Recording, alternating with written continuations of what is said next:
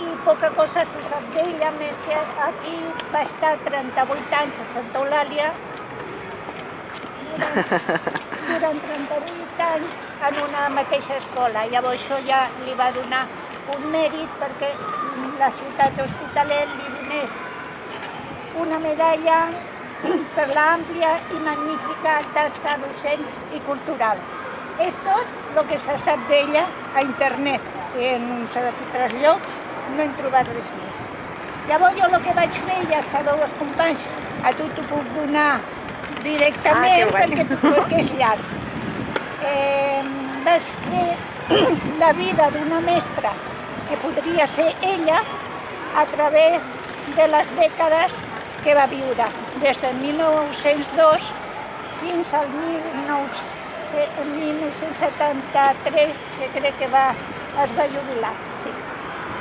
I llavors la vaig situant en aspectes polítics de cada moment, com se desenvolupava l'educació en cada moment i el que jo m'imagino que ella feia en cada moment d'aquesta història del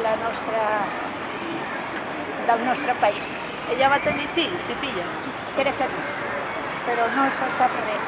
D'ella no se sap res. Doncs molt bé per la imaginació, Clar, has de...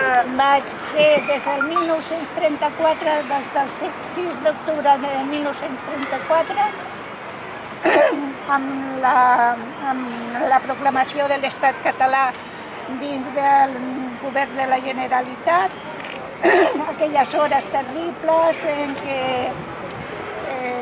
es va fer un estat de guerra, la intervenció de l'exèrcit, el desencadenant de la suspensió de l'autonomia catalana, i companys i tot el govern català van ser arrestats.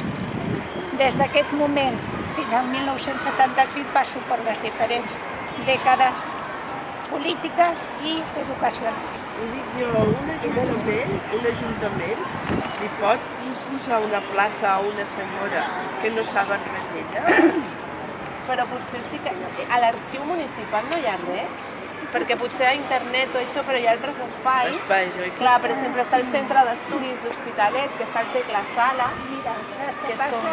Que, bueno, clar, això és temps. Supos que el gran mèrit d'aquesta dona va ser estar 38 anys en una mateixa escola, en què els bisnets, els nets, els fills, els pares, tots han passat per ella. I arriba un moment en què en el moment de la jubilació, en aquells moments, en el 1970, encara se feia un comiat a la mestra. Ara cada vegada es fa més menys perell cap als mestres, però abans se cultivava aquest amor cap al mestre. I llavors, doncs, després d'una festa així, en què la gent segurament va anar, doncs van decidir posar un nom. Li donem la medalla.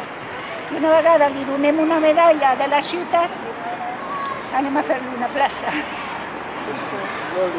La seva història no se sap més que on va néixer, a l'Ametlla, en 1902.